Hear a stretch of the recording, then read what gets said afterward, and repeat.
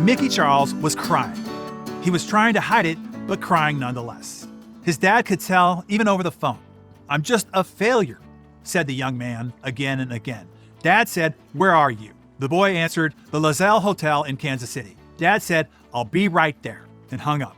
It would be a long drive from Whitebird, Oklahoma, 150 miles at least. But that was okay. It would give Dad some time to think, and there was much to think about. First off, the boy was no failure. Never could be, as far as his dad was concerned.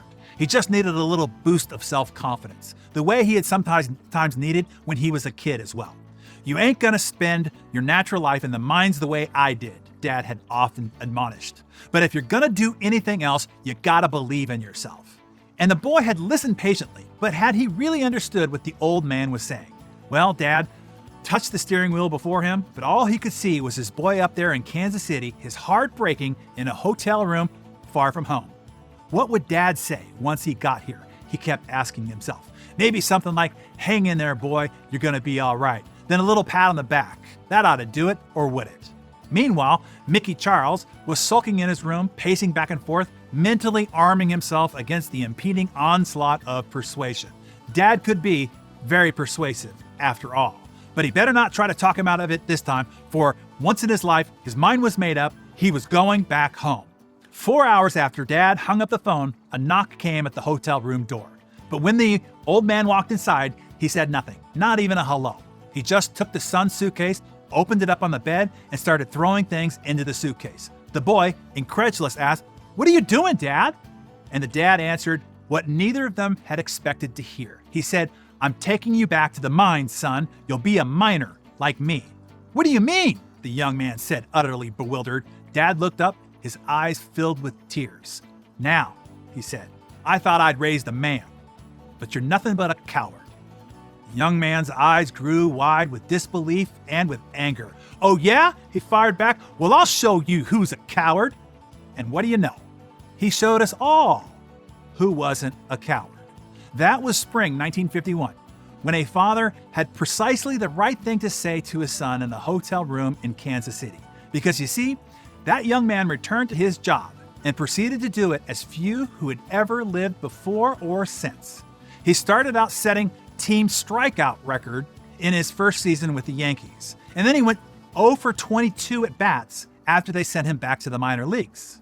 The 19-year-old switch hitter from Spoffanaw, Oklahoma, just plain gave up.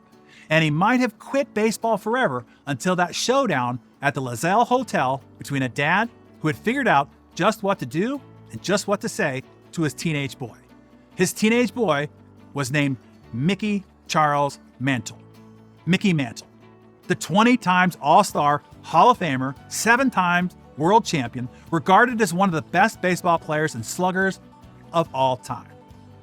So what lesson can we draw from this? Well, 1, just when you think you're a failure, you just might be on the precipice of greatness. Stick it out. Number 2, when parenting, leading, or coaching someone, sometimes what people need is not more support and encouragement. Sometimes what they need is a smack upside the head, a dose of tough love, reversed psychology. With tears in his eyes, Mickey Mantle's dad said, "I thought I'd raised a man, but you're nothing but a coward." And number 3, and maybe the best way to deliver that tough love is through that reverse psychology.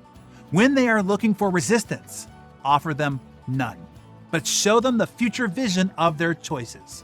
While packing his suitcase, Mantle's dad said, "I'm taking you back to the mines, son. You will be a miner like me." You see, that's great leadership. And the world of baseball owes a great debt of gratitude for the Hall of Fame fathering delivered by Elvin Charles "Mutt" Mantle.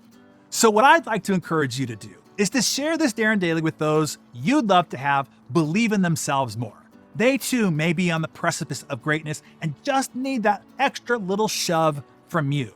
And does somebody in your life need a little reverse psychology tough love? Share that with us in the comments below. So, what keeps you up at night? Lack of progress? Lack of money? Lack of time with your family? Hey, I know those feelings. They used to keep me up at night as well. And I now can help. In under an hour, I can show you how to regain control of your future even in the new world that we're living in today. Click now. Sleep better tonight.